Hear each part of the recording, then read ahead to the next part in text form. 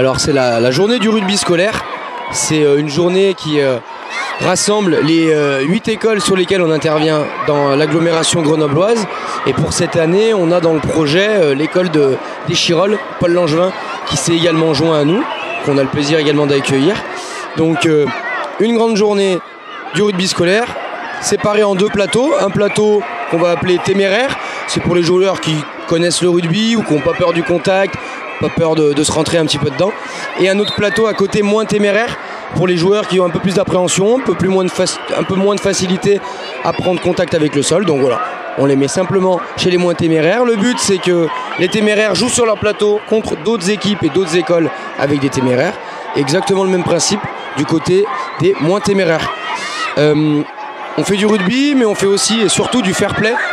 C'est toute l'année, on intervient sur des séances de scolaires où on leur dispense la moitié du temps du rugby et l'autre moitié du temps des cours sur le fair play, pour vraiment leur inculquer cette notion de fair play, de respect des autres, du matériel, des équipiers, des adversaires, etc., etc.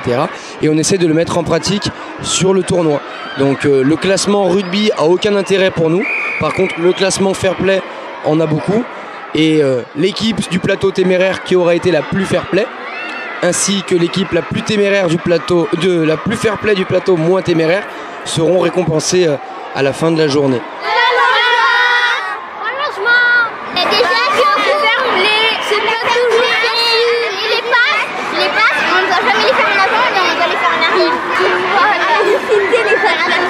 À la fin du match, on doit féliciter. Et au début, on donne nos fagnots au début du match. Oui, on leur dit bon match, on leur serre la main et on commence le jeu. Une équipe est constituée de 15 joueurs, il y a environ 30 enfants par classe, donc la classe est divisée en 2, un groupe téméraire, un groupe moins téméraire. En général, on a l'enseignant qui encadre une équipe et l'autre équipe est soit prise par un parent en accompagnateur, soit par un autre un autre enseignant qui a pu se libérer sur cette journée-là. C'est pas parce qu'on perd qu'on va reperdre qu'on va reperdre. On va se rattraper. On va quand même essayer de bien jouer et de tout ce qu'on a. L'important c'est de s'amuser.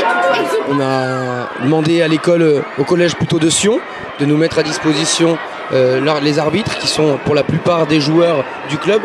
Donc voilà, c'est très important pour nous de faire une nouvelle fois le rapprochement entre le rugby scolaire et le FCG. Donc l'arbitrage mis en place par nos jeunes, avec en plus on insiste sur le fair play, donc une petite piqûre de rappel à nos jeunes, donc voilà, qui des fois ont peut-être tendance à oublier ou ce qu'est le fair play. Donc voilà, par l'intermédiaire de cette journée, ça permet de faire une piqûre de rappel pour tout le monde. C'est exceptionnel d'être au Stade des Alpes. On a rencontré la métro à midi, ils sont venus participer à la petite réunion, petite entrevue. On les a bien remerciés de nous mettre à disposition ce magnifique complexe.